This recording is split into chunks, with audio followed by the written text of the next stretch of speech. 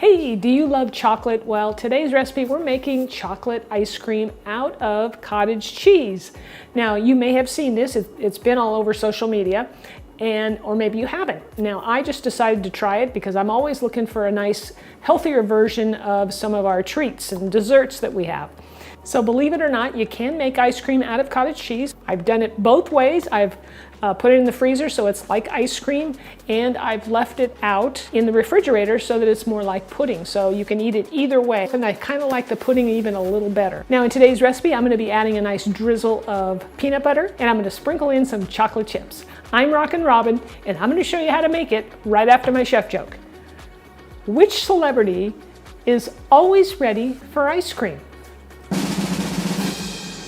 Reese Witherspoon.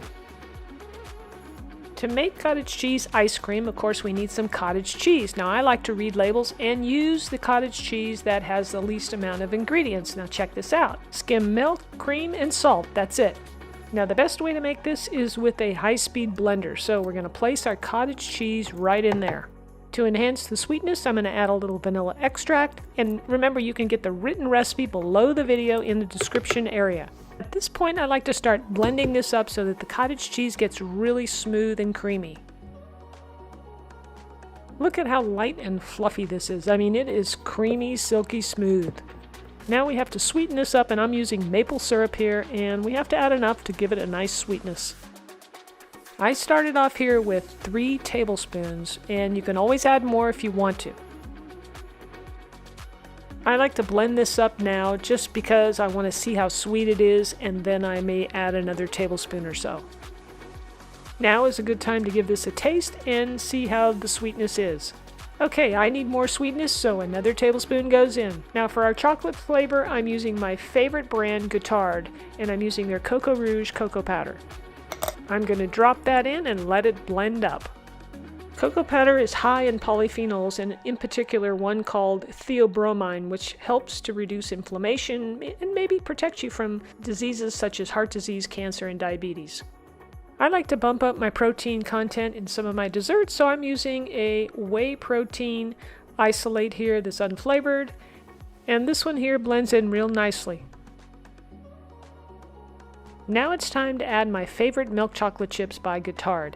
Now, since these are on the large size, it's best to chop these up. They'll end up looking something like this. Now, since I'm making ice cream out of this and pudding, I'm going to put the ice cream portion back into my cottage cheese container. It works well.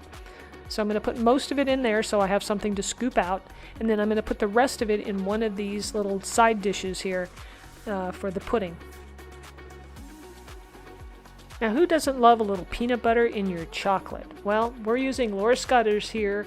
Now, you really want to use a nice, creamy, smooth peanut butter, and even heat it up a little bit if you have to, just so that it'll spread around easily for you. And we'll do the same here with the pudding. Just drizzle it on over the top. Then we'll give a good sprinkle of those chocolate chips.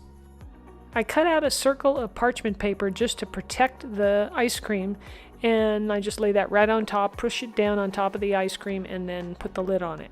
So one of the biggest complaints that I've heard about cottage cheese ice cream is that when you go to freeze it, especially overnight, it turns out rock solid and it gets icy. And so they say, well, you can just freeze it for like 2 hours and then make sure you serve it up. All right, well, that's not always convenient. But anyway, so what I'm going to try is a little experiment. I'm going to take mine and I'm going to place my ice cream back into the cottage cheese container, and then I'm going to put it in the freezer in an insulated bag like I have right here. Now, I got this from ordering food online, and they put it in insulated bags, and so I'm going to try that and see if it doesn't help keep it softer. So we're going to find out tomorrow after we let this sit overnight in the freezer.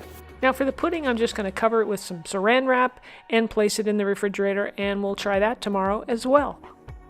It's time for chef joke number 2. All right, Bert and Ernie are hanging out one day, and Bert says to Ernie, "Hey, Ernie, would you like to get some ice cream?" And Ernie says, "Sure, Bert." All right, it's been 24 hours, and we're ready to test our ice cream. So I've taken it out of the freezer. I've got it in my wrap here, and we're going to see if it's scoopable or not.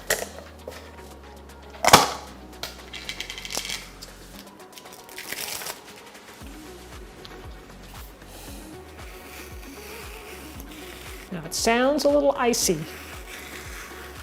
I can scoop it, so it did help.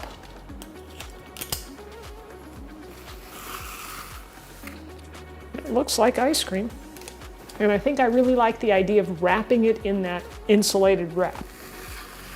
Now, not everybody's going to have that, of course.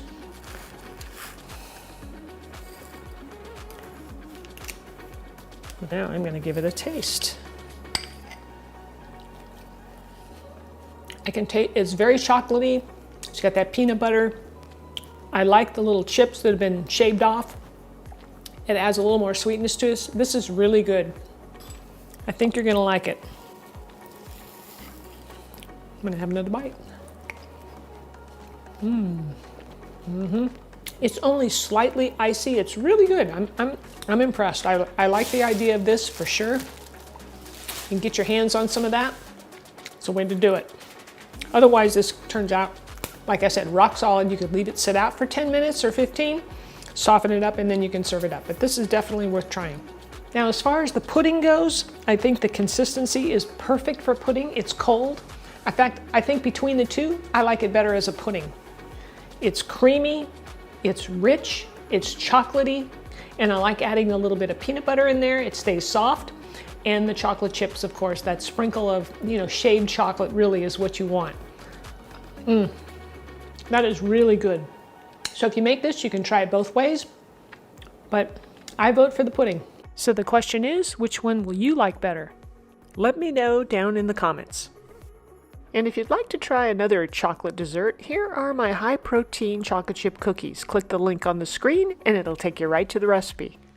I hope you enjoyed today's video. If you did, let me know by smashing the old like button and leave me a comment. I'd love to hear from you. All right, we'll see you back here next week for another delicious and healthy recipe.